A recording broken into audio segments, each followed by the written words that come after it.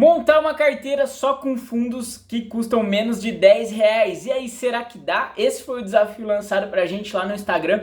E eu fiz um post falando sobre isso, só que eu acho que vale demais trazer pra cá esse conteúdo e falar um pouquinho das teses dos fundos que eu escolhi. Então, se você acha que esse conteúdo vai te ajudar, lá no final deixa o seu like e deixa aqui o comentário. Poxa, esse fundo eu não teria, esse fundo eu trocaria. Claro, esse debate, essa troca de ideia vale demais, então bora de sola nesse conteúdo. Primeiro fundo que eu escolhi, um FOF XPSF11, fundo negociado hoje a R$7,67, dividend yield de 11,6%, um PVP de 0,96. FOF vale muito a pena a gente utilizar a métrica do PVP, então aqui a gente tem 4% de deságio, já é um ponto interessante.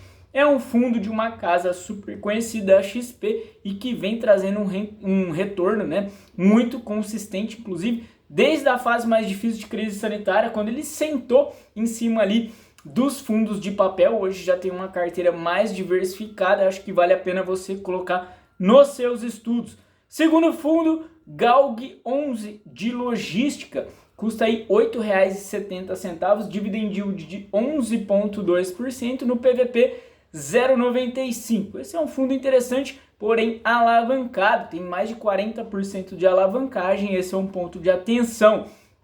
Também olhando para o portfólio, muita qualidade, boa localização, especialmente ali ativos locados para BRF, ok? Um ponto de atenção também aqui é uma gestão que já fez emissão abaixo do VP, porém acho que vale a gente ter no nosso radar pela qualidade dos ativos, ok? Terceiro fundo que eu trouxe, esse pouco conhecido Apto 11, é um fundo residencial para renda, tá? O foco dele tá ali em ativos de muita qualidade e em regiões muito prime, tá? Se você observar no portfólio dele, ele pega ali a mão em estúdios, em apartamentos pequenos, mas na região dos Jardins em São Paulo, então uma região muito demandada, realmente ativos com excelente localização, negociado hoje a R$9,58, dividend yield de 13,26%, PVP de 0,97. Ponto importante, tá?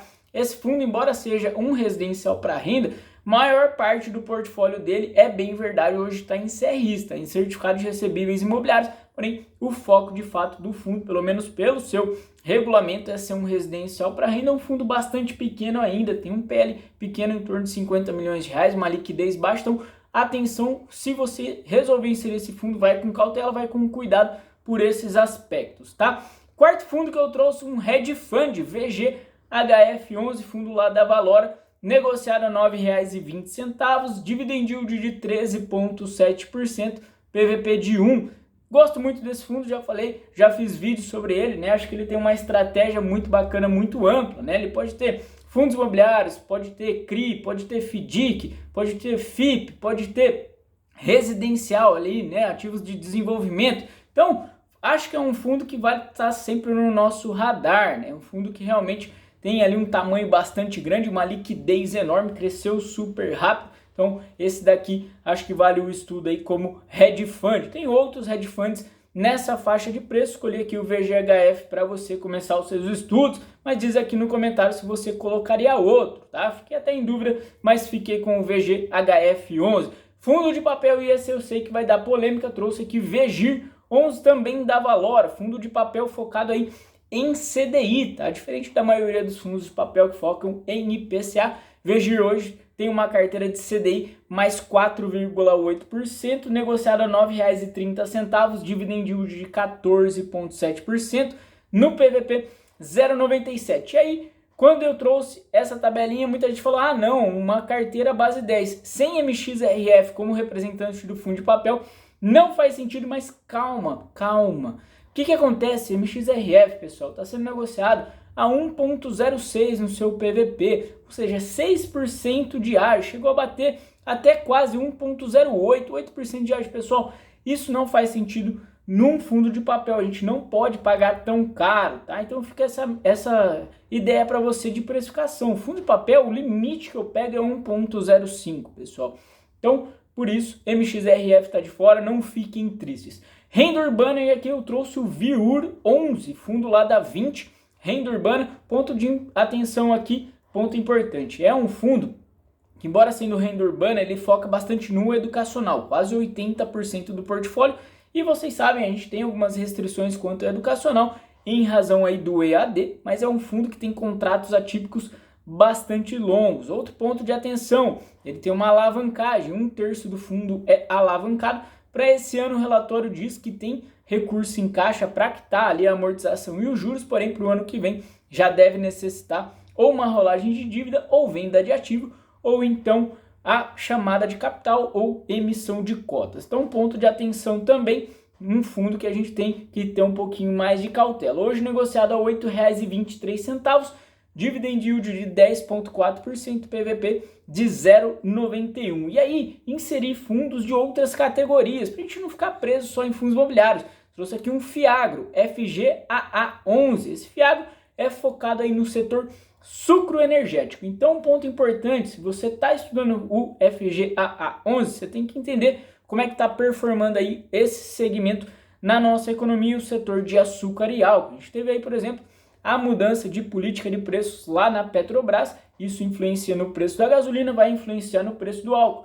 Outro ponto, essas usinas, né, elas têm também o mix ali de açúcar. Então, como é que está o preço da commodity lá fora? É um fundo bastante focado nessa estratégia e também visa ali fazer ganho de capital com as operações do secundário. Um fundo bastante interessante que eu acho que vale muito a pena você colocar em seus estudos. Custa hoje aí R$ 9,63, dividend yield de 17,6%, realmente uma rentabilidade muito alta, PVP de 1.